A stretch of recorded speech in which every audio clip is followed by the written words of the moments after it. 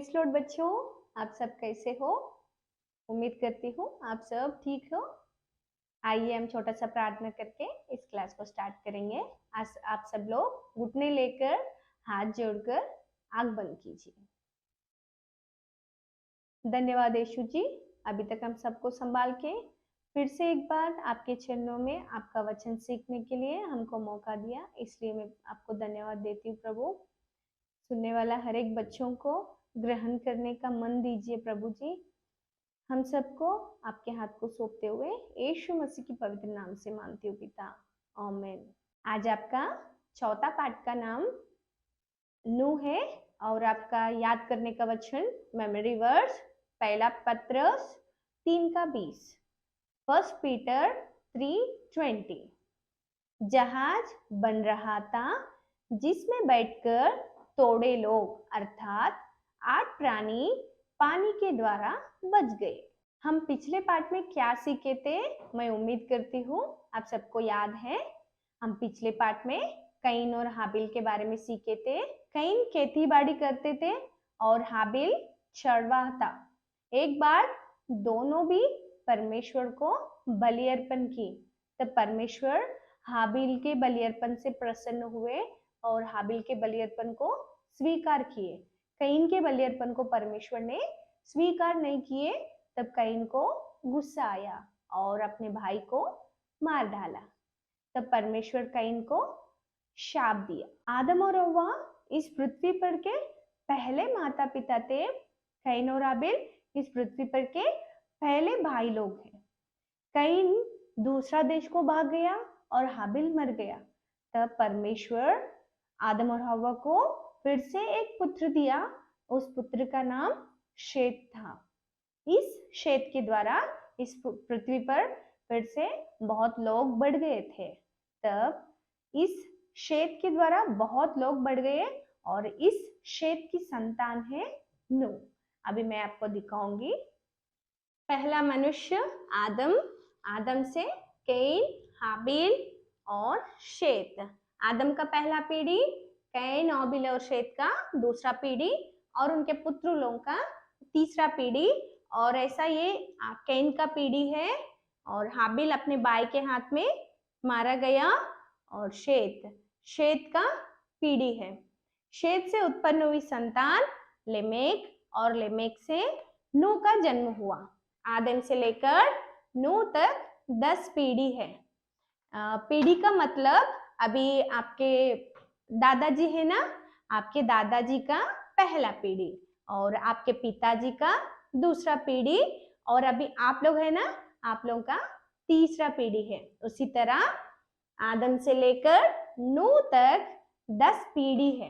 तब यहोवा परमेश्वर इस पृथ्वी को देखते समय पृथ्वी पूरी तरह से बुराई से बढ़ गया था और मनुष्य के मन के अंदर भी बहुत बुराई भर गई थी।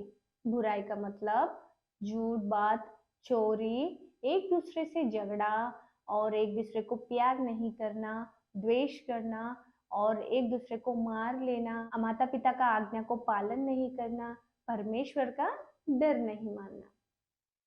तब यहोवा परमेश्वर इस पृथ्वी को देखते समय इस पृथ्वी पर के मनुष्य को देखकर वो बहुत दुखी हुआ और इस पृथ्वी पर के सारे बुरे लोगों को वो नाश करना चाहा। लेकिन इतने बुरे लोगों के बीच में परमेश्वर एक अच्छा व्यक्ति को देखा। वो परमेश्वर को डरने वाला और परमेश्वर को प्यार करने वाला वह नूह था। नूह को पत्नी, 3 पुत्र लोग और 3 बहुएं थे और उनका पुत्र लोगों का नाम शेम, हाम और यपेत थे। तब यहोवा की अनुग्रह की दृष्टि नूह पर बनी रही। तब यहोवा परमेश्वर आने वाले इस नाश से नूह को और उनके परिवार को बचाना चाहा। तब परमेश्वर नूह से बात किया और जल प्रलय से इस सारी सृष्टि को और इस सृष्टि के साथ सारे पशु पक्षी, रेंगने वाले जंतु और आकाश के पक्षी और सारे मनुष्यों को नाश करने का विषय परमेश्वर नूह को बताया। और परमेश्वर ने नूह से कहा कि वो लोग इस जल प्रलय से बचने के लिए एक जहाज बनाने के लिए, और उस जहाज कैसा बनाना वो भी परमेश्वर नूह को बताया था। इस जहाज गोपेर वृक्ष की लकड़ी से बनाना चाहिए, और इस जहाज का नाप, लंबाई और चौड़ाई भी कितना रहना वो भी परमेश्वर ने नूह को बताया। और इस जहाज को एक द्वार और एक खिड़की होना चाहिए। इस जहाज के अंदर 3 भाग होना चाहिए, पहला, दूसरा और तीसरा। इस तरह इस जहाज के अंदर 3 भाग होना चाहिए। और इस जहाज के अंदर पानी प्रवेश नहीं होने के लिए इस जहाज को राल लगाना चाहिए। जैसा हम डोर्स को पेंटिंग डालते हैं ना बच्चों, खराब नहीं होने के लिए, उसी तरह इस जहाज के अंदर पानी प्रवेश नहीं होने के लिए परमेश्वर ने इस जहाज को राल लगाने के लिए बताया। और इस जहाज के अंदर नूह के साथ में सारे सब जाति के प्राणियों को, नर और मादा, मेल और फीमेल को उनके साथ में लेकर जाना चाहिए। जो शुद्ध पशु है वो 7-7 जोड़े लेकर जाना है, और जो अशुद्ध पशु है वो 2-2 लेकर अंदर जाना है। और जहाज के अंदर जितने लोग हैं उन सब लोगों के लिए पर्याप्त भोजन भी लेकर जाना है। परमेश्वर के इन सारे आज्ञा के अनुसार नूह जहाज का निर्माण किया। इस निर्माण में नूह के पुत्र लोग भी नूह को सहायता की। जहाज बनाते समय नूह उधर के सारे लोगों को आने वाला नाश के बारे में बताया था, लेकिन वो लोग कोई भी नूह का बात नहीं माना, क्योंकि जब तक पृथ्वी पर बारिश नहीं थी वो लोग कभी भी बारिश को नहीं देखे थे। इसलिए वो सब लोग भी जहाज के अंदर प्रवेश होने के लिए मना किए थे। तब परमेश्वर के आज्ञा के अनुसार नूह और उनके परिवार सब लोग जहाज के अंदर प्रवेश हो गए, और सारे प्राणी, रेंगने वाले पशु, जंतु, सब पक्षी, सब जहाज के अंदर, शुद्ध पशु 7-7 जोड़े और अशुद्ध पशु 2-2 जोड़े जहाज के अंदर प्रवेश हो गए। तब परमेश्वर आप ही जहाज के द्वार को बंद किए। पृथ्वी पर बारिश शुरू हो गया था, और वो दिन भर दिन बढ़ता गया, इतना कि उधर के सारे मनुष्य और उनके साथ सारे पशु, प्राणी, जानवर सब भी उस पानी में मर गए थे। पृथ्वी पर बारिश 40 दिन और 40 रात लगातार होते रहा, और उधर के सारे पहाड़, ऊंचे ऊंचे पहाड़ भी उस पानी में डूब गए थे, और पृथ्वी पूरी तरह से पानी से भर गया था। तब जहाज पानी पर तैरने लगा।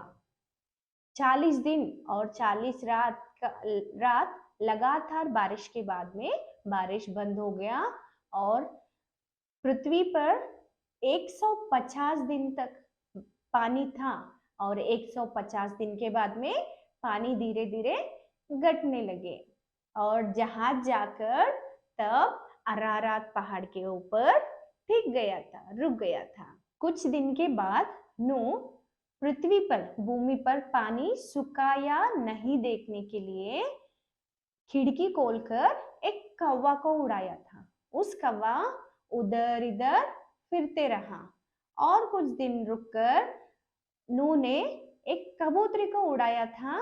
उस कबूतरी पृथ्वी पर पूरी तरह से पानी था, इसलिए वो फिर से नूह के पास लौट आया। और कुछ दिन रुककर और 7 दिन रुककर नूह ने उसी कबूतरी को फिर से उड़ाया था।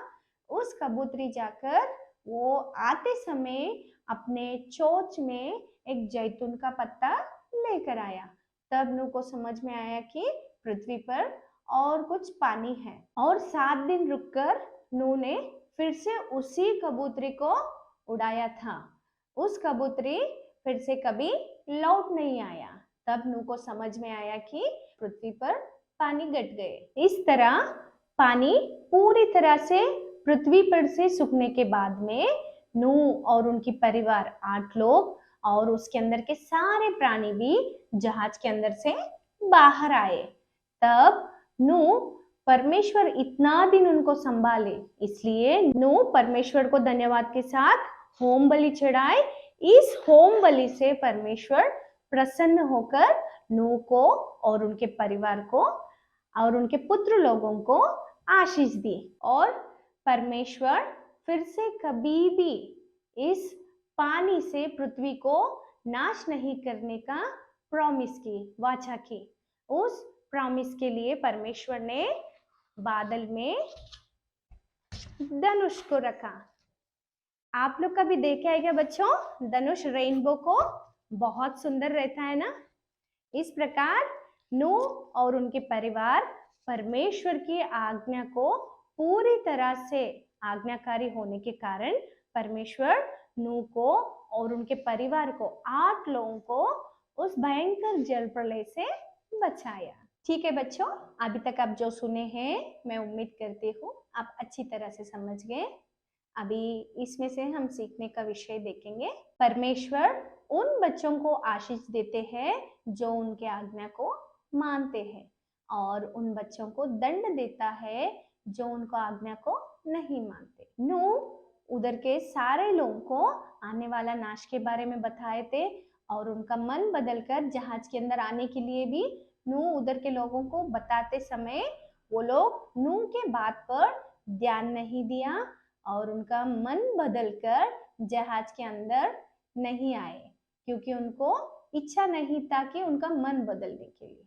उसी तरह बड़े लोग अच्छे कामों के लिए नहीं तो अच्छा विषय हमको बताते समय उस बातों पर अगर ध्यान नहीं दिए या हमारा मन नहीं बदलकर हमारा चाल चलन अगर बुरे है तो परमेश्वर हमको भी दंड देते हैं। नूह उधर के सब बुरे लोगों के बीच में रहते समय भी नूह उधर के बुरे कामों में उनके कामों में कभी शामिल नहीं हुआ और उनके पुत्र लोग भी कभी भी उनके बुरे कामों में शामिल नहीं हुए क्योंकि उनके अंदर परमेश्वर का डर था। उसी तरह आप लोग भी स्कूल में या किधर भी रहने पर भी आपके अंदर परमेश्वर का डर रहना चाहिए। दूसरे बच्चे लोग करने वाले बुरे कामों में आप लोग शामिल नहीं होना बच्चों। नूह के उस समय के लोगों का मन पूरी तरह से बुराई से भर गया था ना बच्चों। मैं अब आपको दिखाऊंगी बुरा मन क्या है और अच्छा मन क्या है। बुरा मन पूरी तरह से बुरे कामों से भर गया है और अच्छा मन ये पवित्र मन है। बुरे मन के अंदर झूठ, झगड़ा और बुरे शब्द, बैड वर्ड्स, चोरी, अवज्ञा, गुस्सा और बड़े लोगों का बात नहीं मानना और फाइटिंग, ये सारे बातों से और बहुत कुछ बुरे बातों से इस बुरा हृदय भर जाता है। और अच्छा मन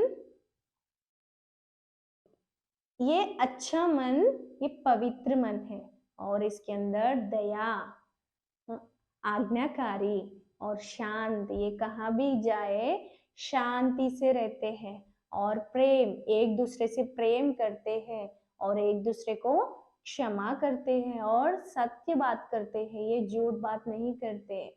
इस तरह ये अच्छा मन के लोगों को परमेश्वर नूह को जैसा उस भयंकर जल प्रलय से, उस भयंकर नाश से परमेश्वर ने बचाया, उसी तरह इस अच्छा मन के लोगों को परमेश्वर हर समय संभालते हैं और उनको आशीष भी देते हैं बच्चों। ठीक है बच्चों, अभी हम छोटा सा प्रार्थना करके इस क्लास को समाप्त करेंगे। पवित्र परमेश्वर, मैं आपको धन्यवाद देती हूँ। अभी तक हम आपका वचन सुनने का मौका दिया इसलिए मैं धन्यवाद देती हूँ प्रभु। हम नूह के समान एक पवित्र जीवन और आपका भय मानने के लिए हमको सहायता कीजिए। हम जहाँ भी रहे आपके डर के साथ हम एक पवित्र जीवन जीने के लिए हम सबको सहायता कीजिए। यीशु मसीह के पवित्र नाम से मांगती हूँ पिता, आमीन। आप इस लेसन का एक्टिविटी इस तरह एक जहाज बनाकर आपके बुक में इसको चिपकाना है और इस पर मैं नूह की तरह परमेश्वर की आज्ञा पालन करूंगा, ऐसा लिखना है और लिखकर इधर आपके बुक में चिपकाइए। और आप सब लोग भी उस लेसन सुनते समय आपके मम्मी पापा के साथ सुनना है।